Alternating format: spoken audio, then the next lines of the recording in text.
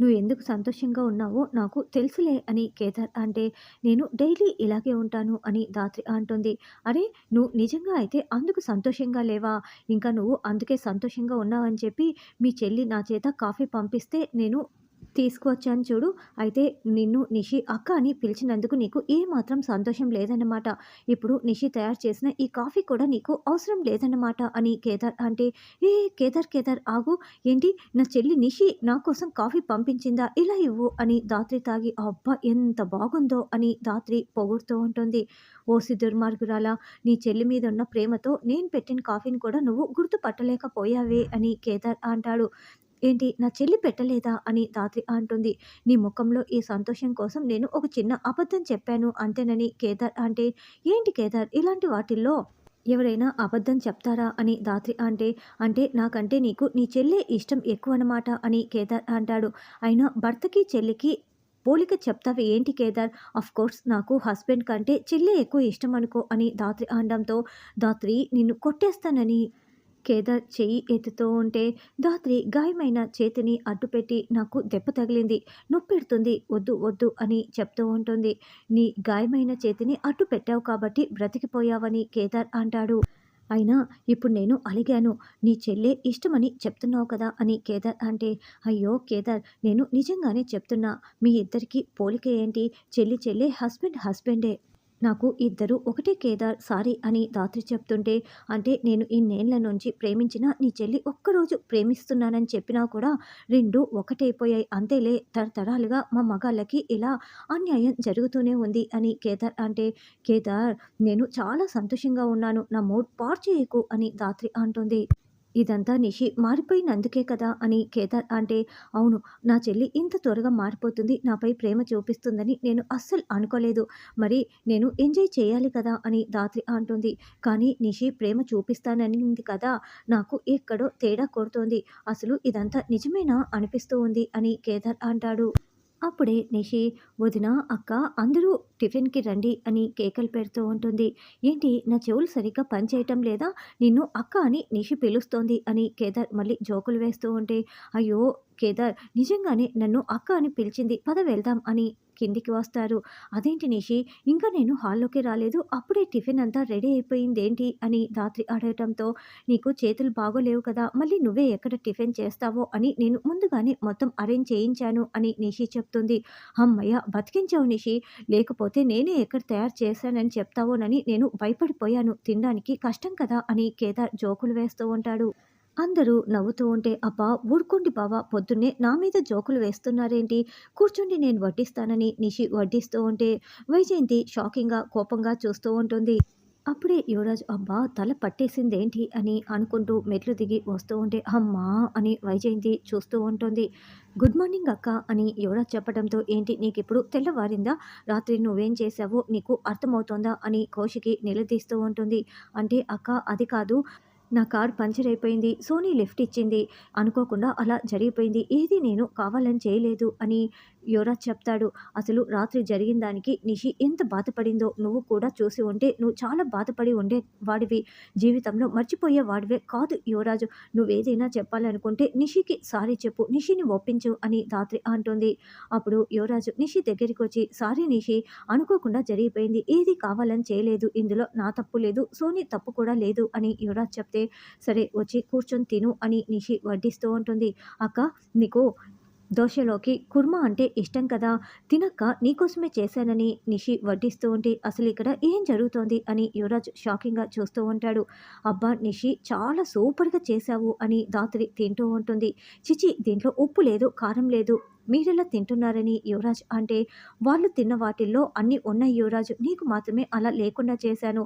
ఎందుకంటే నీకు అవి ఎక్కువైపోయి ఏవేవో చేస్తున్నావు కదా అని నిషి అంటుంది. అవును యువరాజ్, ఇది నీకు శిక్ష అనుకో, నిషి చాలా కరెక్ట్‌గా చేసింది అని ధాత్రి అంటే, తిను యువరాజ్ తిను, నీకు అలాగే జరగాలి అని సుధాకర్ కూడా అంటాడు. అప్పుడే కాచి వల్ల గదిలో నుంచి కేకలు వినిపించటంతో ఏమైందంటూ అందరూ పరుగులు పెడుతూ వాళ్ళ దగ్గరికి వస్తారు. కాచి నువ్వు ఈరోజు ఎక్కడికి వెళ్తున్నావో నాకు చెప్పి వెళ్ళాల్సిందే అని బూచి నిలదీస్తూ ఉంటే, ఏం జరుగుతోంది అని అందరూ నిలదీస్తూ ఉంటారు. ఇది మా మధ్య జరుగుతున్న సంఘటన మీరు కలుగ చేసుకోకండి అని బూచి అంటే, అందరం ఒకే ఇంట్లో ఉంటున్నాము, కలుగ చేసుకోకుండా ఎలా ఉంటామని కౌశికి అంటుంది. మీరు ఎప్పుడైనా మా గురించి ఆలోచించారా, పట్టించుకున్నారా? ఎప్పుడు మీ గొడవలే సరిపోయింది. అసలు కాచి కొన్ని రోజులుగా ఇంట్లో సరిగ్గా ఉండటం లేదు. ఎక్కడికి వెళ్తున్నావు, ఏం చేస్తున్నావు అంటే నాకు చెప్పటం లేదు. ఎంత అడిగినా కూడా ఇదిగో ఇలా మౌనంగా నిల్చొని ఉంటుంది. ఇప్పుడు చెప్పా పెట్టకుండా వెళ్తే ఎవరితో వెళ్తోందో నేను తెలుసుకోవాలి కదా అని బోచి అంటే, అసలు నువ్వు ఎన్ని వెధవ పనులు చేసినా కూడా కాచి మనసులోనే పెట్టుకొని నిన్ను భరిస్తూ వస్తోంది. ఇప్పుడు కాచిని నువ్వు అనుమానిస్తావా అని వైజయంతి సుధాకర్ నిలదీస్తూ ఉంటే, సమాధానం చెప్పకపోతే నేను అలాగే కదా అనుకోవాలి. ఈరోజైతే ఎక్కడికి వెళ్తోందో నాకు తెలియాల్సిందే. ఎంతసేపటికి కూడా రావటం లేదు అని బోచి చెప్పడంతో, చెప్పు కాచి చెప్పు అని రాత్రి కౌశికి అందరూ కూడా బతిమలాడడంతో, మాకు పిల్లలు పుట్టటం లేదు కదా, దయామయ్యి ఆశ్రమానికి వెళ్ళి రాహుకేతు పూజ చేస్తున్నాను అని కాచి చెప్తుంది.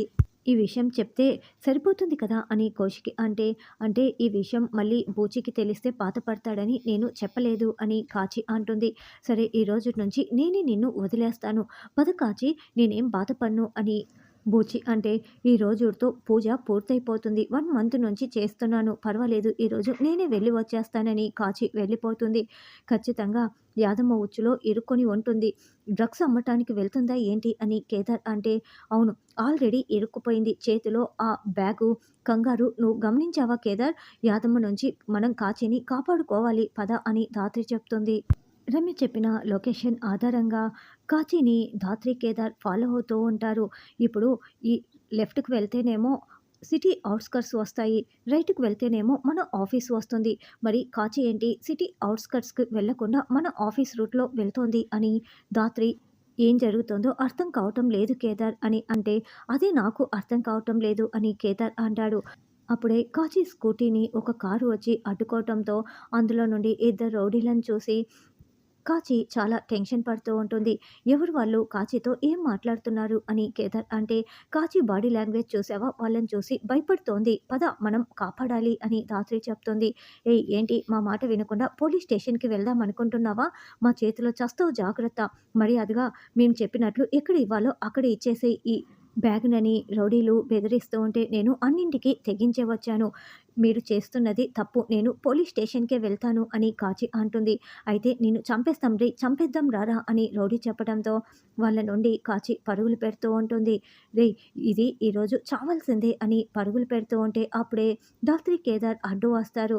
ఏంటి పోలీసుల్ని పంపించినంత మాత్రాన నువ్వు తప్పించుకోలేవు అని రౌడీలు అరుస్తూ ఉంటే, మా చేతిలో నుండి మీరు తప్పించుకోలేరు అని ధాత్రి కేదార్ వాళ్ళని కుమ్మేస్తూ ఉంటారు. అయితే ఈ లోపల రౌడీలు కాచి చేతిలో ఉన్న ఆ మత్తుమందు బ్యాగుని లాక్కొని పారిపోతారు. తప్పించుకున్నారు అని కాచికి వాటర్ ఇచ్చి, అసలు ఏం జరిగిందో చెప్పు అని ధాత్రి కేదార్ అడుగుతూ ఉంటే, నా దగ్గర సాక్ష్యాలు లేవు మేడం, నేను చెప్పినా మీరు నమ్మరు అని కాచి బాధపడుతూ ఏడుస్తూ ఉంటుంది. నువ్వు మాత దయామయ్యి ఆశ్రమానికి వెళ్తున్నావు. పోలీస్ స్టేషన్‌లో నువ్వు కంప్లెయింట్ ఇద్దామని వస్తుంటే ఆ రౌడీలు నిన్ను ఎదుర్కొన్నారు. అంతేకాకుండా వాళ్ళు మాత దయామయ్యి ఆశ్రమానికి సంబంధించిన రౌడీలు, మాకు అంతా తెలుసు. అసలు ఏం జరిగిందో చెప్పు, ఆ బ్యాగ్‌లో ఏముంది అని అడగటంతో, మేడం నాకు పిల్లలు పుట్టటం లేదని నేను మాతా దయామయ్యి దగ్గరికి వెళ్ళి నా చెయ్యి చూపించి ఏదైనా దోషం ఉందనేమో అడిగాను మేడం. అప్పుడు 50,000 అవుతుంది. రాహుకేతు పూజ జరిపించాలి. రోజు వస్తే నువ్వేం తినాలి, డైట్ కూడా మొత్తం మా వాళ్ళు చెప్తారని చెప్పింది మేడం అని చెప్తూ ఉంటే ఆ సంఘటన చూపిస్తూ ఉంటారు. తర్వాత నా ఫ్యామిలీ గురించి అడిగారు. నేను వజ్రపాటి కుటుంబంలో ఆడపిల్లనని తెలుసుకొని నాతో మాతా దయామయ్యి ఎక్కువగా మాట్లాడడం మొదలుపెట్టింది.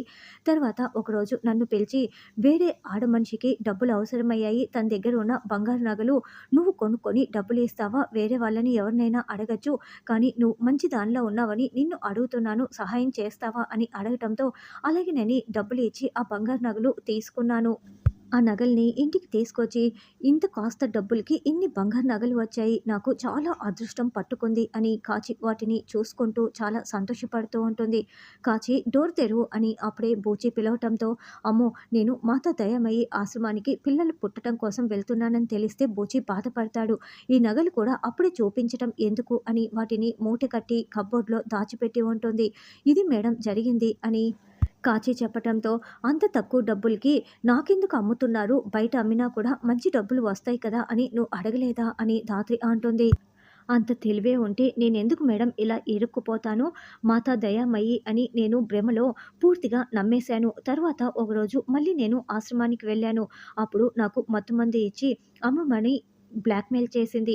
ఎందుకంటే నేను వజ్రపాటి ఇంటి కూతుర్ని, నన్ను ఎవరు ఆపరు, నువ్వు అమ్మి పెట్టాల్సిందే అని బ్లాక్‌మెయిల్ చేయటం మొదలుపెట్టింది మేడం అని కాచి చెప్తుంది.